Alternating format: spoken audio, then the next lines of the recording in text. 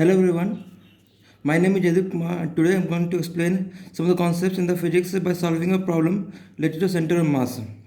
So let us consider a problem consisting of two blocks of mass small m and capital M with a spring of massless spring of a spring constant k in between the two masses. And one of the blocks which is of a mass capital M is applied with a force of capital F in the right direction.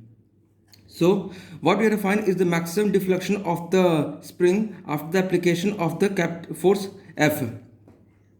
Now, but now center of mass is not a geometrical center of the system, but it is actually the point in the system or in the body where the entire mass of the body appears to be concentrated.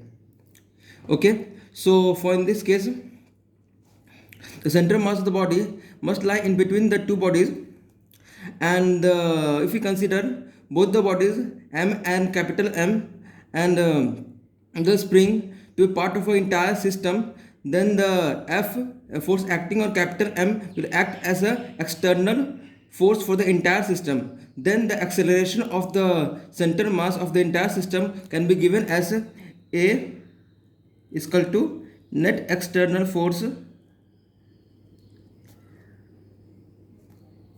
by total mass of the system. This is equal to capital F by M plus capital M. So this is the acceleration of the center mass of the whole entire system. Let the center mass be at this point. Okay. Now, for the purpose of finding the maximum deflection of the spring, we have to work in the center mass frame. Why? Because if you work in the center mass frame and the center mass remains at the rest, then both the masses will move in the opposite direction in the center mass frame and will move until both the masses come to rest, and at this point there will be the maximum extension of the spring. So now on, since the center mass is in acceleration in the ground plane and there is no friction in the floor, friction is equal to 0. So in order to shift the center mass, shift the frame from the ground to the center mass, we have to add pseudo forces to both the masses, capital M and small m. Now pseudo force is a hypothetical force which is to be added in shifting the frame from one frame to another when the first frame is in acceleration. So in this case, both the forces have to be added with the pseudo force, and which is equal to the product of the mass and the acceleration of the reference frame. Here in this case, the reference frame is the center mass. So for the capital M, the pseudo force will act in this direction, because pseudo force always acts in the direction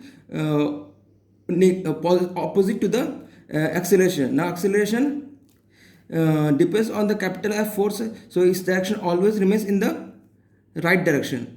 So the pseudo force must act in the opposite direction of the capital M or any body in this case. So for the capital M force, the pseudo force will act in the opposite direction. Its magnitude will be equal to F1 is equal to capital MA. Similarly, for small m, the pseudo force will act in the opposite direction as such, and its magnitude will be equal to F2 is equal to MA. Now, for the purpose, now the net external force acting on capital M will be equal to, let it be called capital Fm is equal to F minus F1. This is equal to F minus capital MA F minus MF small m plus m. This is equal to small mf m plus m. And similarly, net external force acting on the small body m, let it be called F small m, which is equal to simply F2 is equal to MA, and MA equal to M into F by M plus M. These two forces are the external forces acting on both the bodies. Okay. Now, let in the center of mass frame, consider that the total extension of the block M before coming to rest, let it be x1, so that in the figure it can be shown that suppose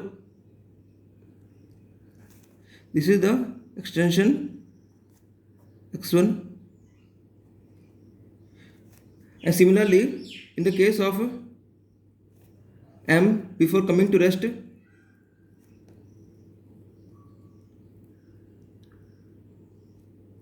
let it be called x2.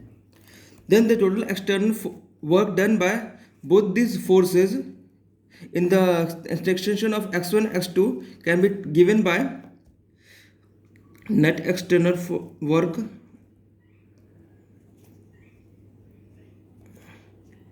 W net is equal to F capital M into x1, because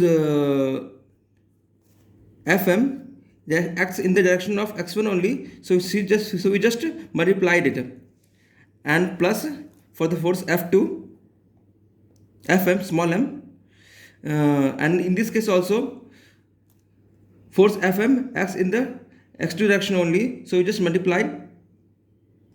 This will be equal to mf small m into x1 plus small m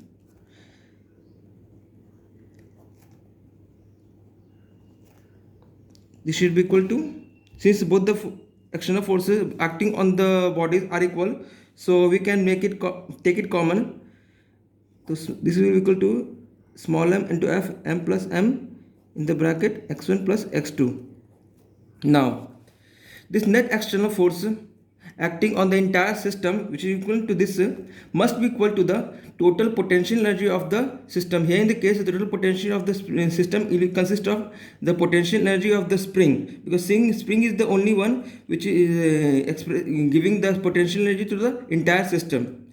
Since there is no change in the kinetic energy of the entire system before the application of the force and after the entire extension of the body, so net force will be equal to the potential energy only, according to the principle of the conservation of mechanical energy and potential energy system. So work net is equal to potential energy of the spring. Now potential energy of the spring in this case will be equal to half k x1 plus x2 whole square. So from this equation and from this equation we can get the value of x1 plus x2, which is equal to m plus f